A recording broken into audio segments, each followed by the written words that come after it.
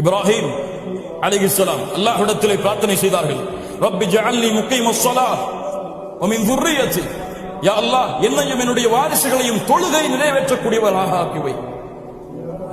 இன்று பிள்ளை தொழுவான், கணவன் தொழமாட்டான், கணவன் தொழுவான், மனைவி தொழமாட்டாள். இதுவெல்லாம் முஸ்லிம் குடும்பமே கிடையாது.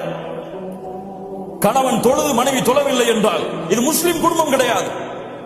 வேண்டும் என்று கணவன் தொழுகையை விட்டால் அவன் காஃபிர். லா இலாஹ இல்லல்லாஹ், அல்லாஹ் பாதுகாப்பானாக. வேண்டும் என்று விட்டால், மறதிகளை தவறுகளை விட்டால் அவர் அது பாவம், அது தௌபாவின் மூலமாக நிறைவேற்றப்பட வேண்டும். தொழுகை இல்லாத கணவர்கள் இந்த தொழுகையுடைய மனைவிகளுக்கு கொடுக்கப்பட்டிருக்கிறது பெற்றோர்களால். பிள்ளைகள் தொழாமல் இருக்கிறார்கள், கவலை இல்லாமல் முஸ்லிம் பெண்களான ஆண்களும் பெண்களும் வாழ்கிறார்கள். இந்த வயசுலயே காலையில் 4 மணிக்கு எழுஞ்சி பணியில போய் தொழுகணுமா? 10th எக்ஸாம் இருக்கு, இவெல்லாம் தொழுக போனா என்ன ஆகும்? பரிச்சை குழந்தை போயிருமே. லா இலாஹ இல்லல்லாஹ். உனக்கு உங்களுடைய பிள்ளைக்கு உலகத்தை காட்டி வளர்க்கிறீர்களா? உங்களுடைய பிள்ளைக்கு உலகம் மட்டும் போதும் என்று மறுமையை மறக்க வைக்கிறீர்களா?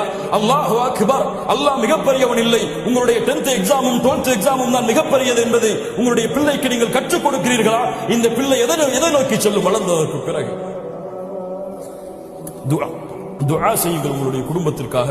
யா அய்யுஹல்லதீன ஆமனூ, ஈமான் கொண்டவர்களே, கூ அன்ஃபுஸக்கும் வ அஹ்லீக்கும் நார், உங்களையும் உங்கள் குடும்பத்தார்களையும் ஈமான் கொண்டவர்களே நரக நெருப்பிலிருந்து பாதுகாருங்கள்.